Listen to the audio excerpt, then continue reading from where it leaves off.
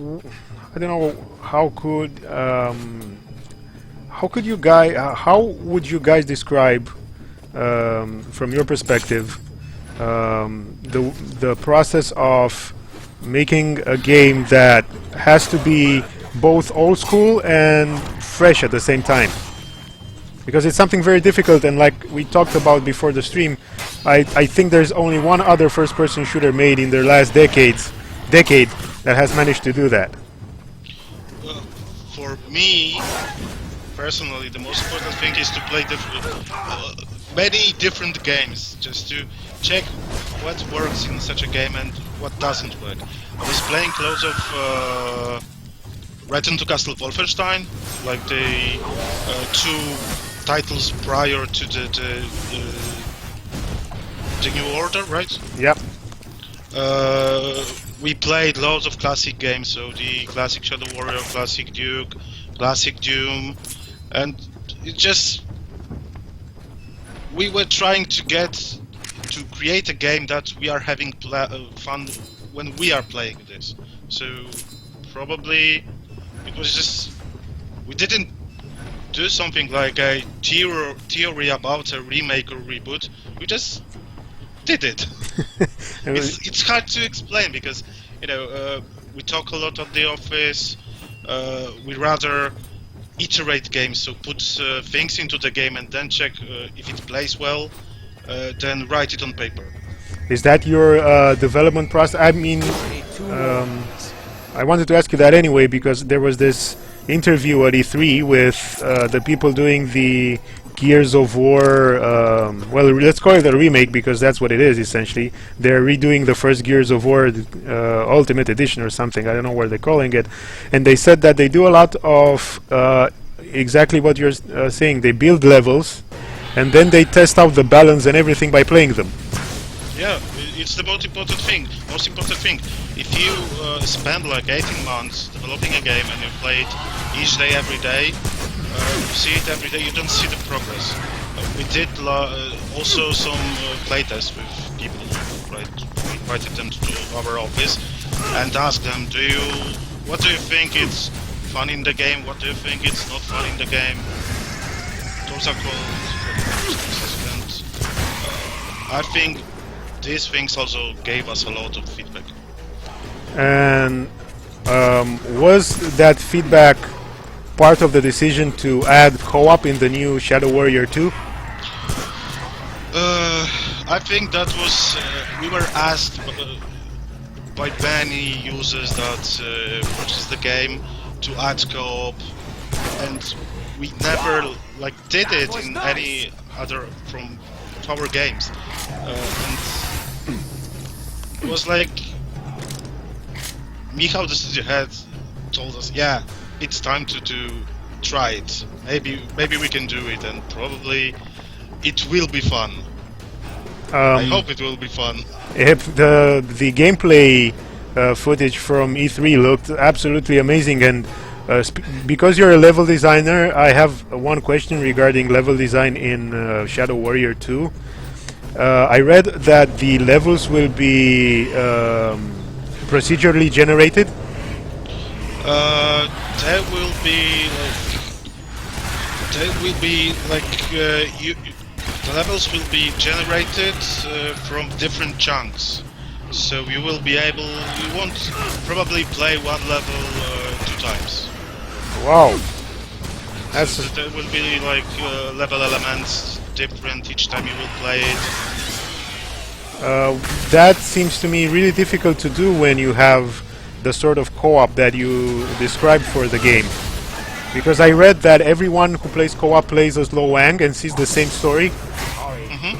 So how do you do that when the level is not fixed? Because, you know, for example, we fought a boss shaman right now, a bit earlier. So if shamans appears in different, would the bosses appear in different areas for different players, or will they all be here's the boss, everyone has to go there and fight the boss to continue?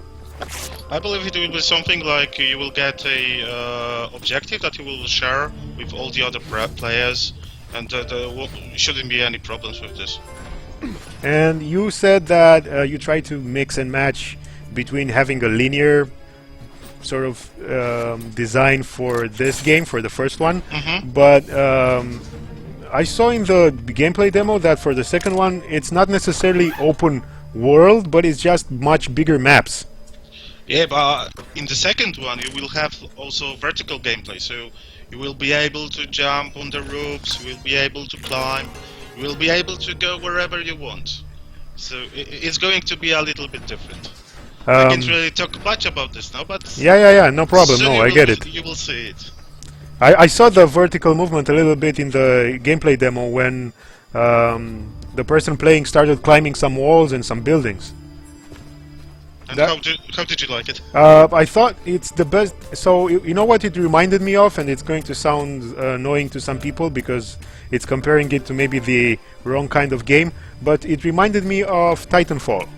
In Titanfall, when you have vertical movement and you can run along the side of buildings, but when you climb things, it's this immediate action where you just press a button and the character climbs, and it's really quick, and it doesn't require a lot of, let's say, I don't want to say it doesn't require precision, but it's not.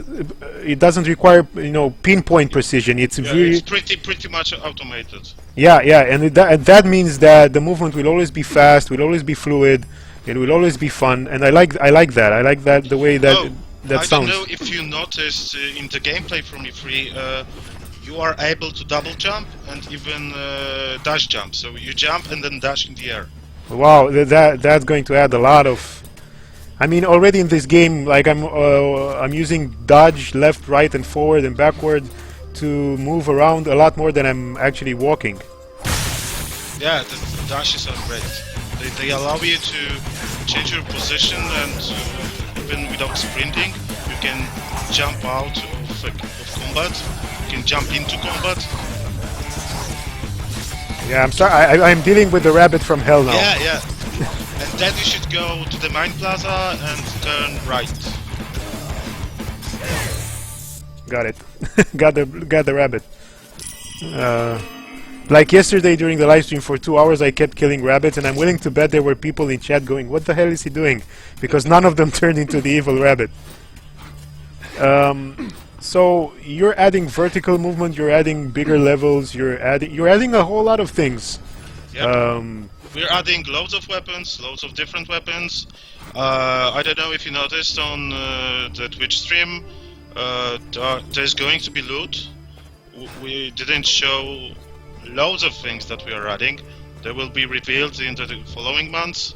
I hope you guys will be really happy with the things you see. I really like the new weapons that you guys are adding, especially that really cool looking chain gun or minigun, I don't know what to call it. It's like this stylized for ancient weaponry minigun. Now, because everyone will be playing, so I don't know if you can answer this question, and if you can, feel free to say so. But because it was announced that everyone will be playing essentially as Lo Wang, the differentiation between the four players, will it be made basically by the weapons they choose and the skills they choose, or will there be something else? For that, we don't have any set things for this. So we'll see what we come up with. How challenging was it for you as a level designer to go from the linearity of something like the first game, like the one we're seeing right now? Essentially, we're now in a cave system, and this is linear.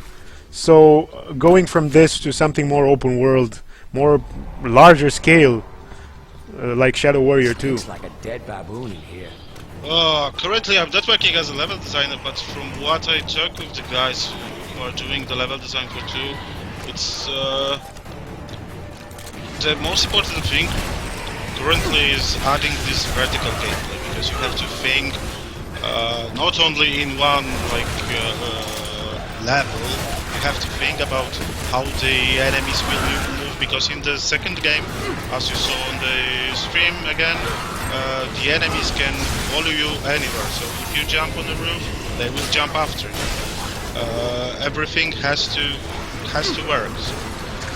I think that the biggest problem will be and is with this. Now, speaking of enemies, like I like like we talked a little bit before the live stream. Even this first game has a lot of really cool variety and a lot of really cool things that you figure out about your enemies while you're fighting them. Like I said about the shield guys, where you can shoot them through the shield, through that visor they have. There were a lot of really new, cool enemies during the gameplay demo. Enemies that were breaking up into smaller enemies, enemies that were getting bigger because they were running into pieces of other enemies. I didn't really see everything. I don't know if you saw the Nagas, the snake-like creatures. They split into three. Yeah, that was like, I don't know. For me, Shadow Warrior 2 looks like Shadow Warrior 1, but not with a 2, but with a times 2. You know, like it's twice as many things. Yeah, it will probably have 4 times the things that we had in Shadow Warrior 1. Now, can you say if the co-op is is that sort of like multiplayer, sort of like opening a session and playing co-op, or can you play the entire campaign, the entire story in co-op from start to finish? I don't really know how will it look like when we finish the game. For now, we didn't take this decision. Probably we will be able to play the whole game together. That, you know, not to announce anything official, but when we saw the trailer, we have a Skype chat, the people who live stream for GOG here, and like we already have a list of people who want to play Shadow Warrior 2 in co-op on the live stream. So whatever you guys do, we like it and we will play it. We're going to launch the game the next year, so we still got some time, but I think that maybe we will be allowed to play it earlier with you guys. Yeah, if you guys from Flying Wild Hog will be interested in joining us for a gameplay session here, we can play this game together. Of course, you can make me look more like an amateur than I am because I am not the best guy at competitive first-person shooters. But that would be awesome to see the devs play the game themselves. Now, speaking about competitive, any plans, maybe not for Shadow Warrior 2, but any plans to ever do multiplayer? I mean competitive multiplayer, not just co-op. Oh, that's a hard question. We never considered this. It's like for now it's 2 FPS games that were single player. Maybe sometime in the future, I don't know. We'll see how Shadow Warrior 2 and the co-op will be received. Well, I have a feeling based on, like, I tried to do some research about what has been announced about Shadow Warrior 2, and every single website that had an article about Shadow Warrior 2 had nothing but positive comments. And if anyone had a negative comment, they weren't allowed to speak for long. Oh, did you notice in the gameplay from 2 that we have changed the model of slicing the enemies up? Now you can slice them in any direction you want, so you can slice them in half, you can cut off their feet, you can cut off their arms anywhere. Yeah, and it was mentioned that you guys did a completely different damage system for the weapons. Yep. It's totally different. How, I don't know how easy was it to do this with your engine? Because I'm not asking if it's, you know, easier or more difficult than other engines, because I don't think you probably have seen other engines since you have your own.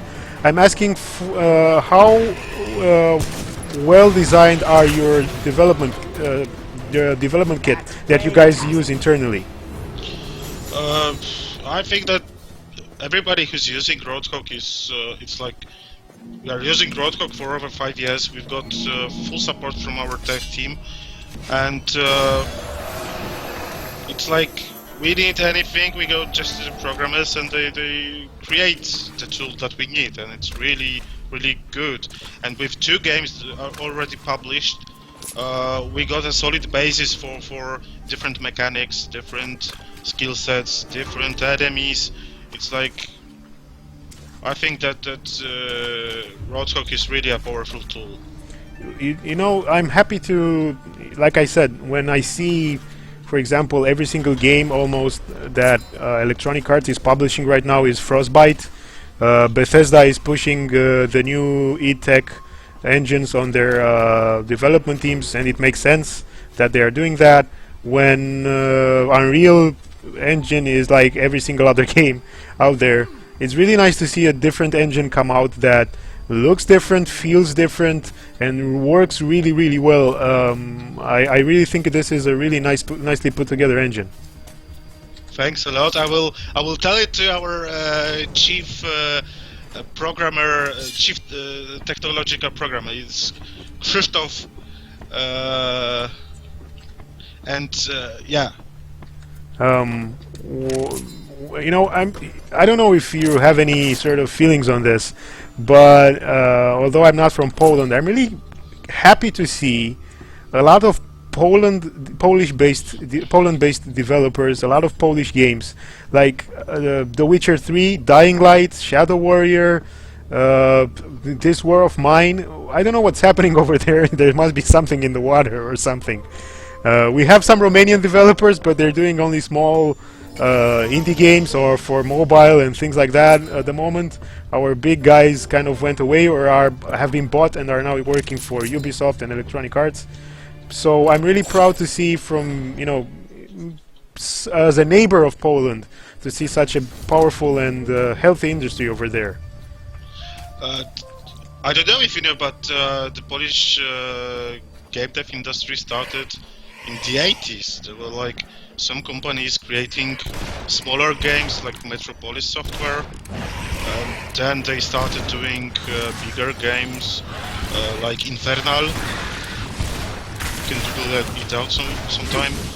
We got like the guys then started CD Projekt Red, and Yeah. Techland has a really long history with games. All the Call of Juarez games. Yeah, and there's also the former City Interactive, now they are CI Games. Yeah, there's like I said, I don't know why we other countries have not been able to do what you guys do, but you guys are doing amazing work in Poland, and it's surprising to see, because I'm convinced that you don't have neither the number of people nor the budgets of AAA big budget games, and it's really nice to see someone who doesn't have all of the resources in the world available use their intelligence and creativity to take those guys out in the backyard and teach them a lesson. I think that we got really some great programmers in Poland. Some of our friends work at Naughty Dog, at Ubisoft.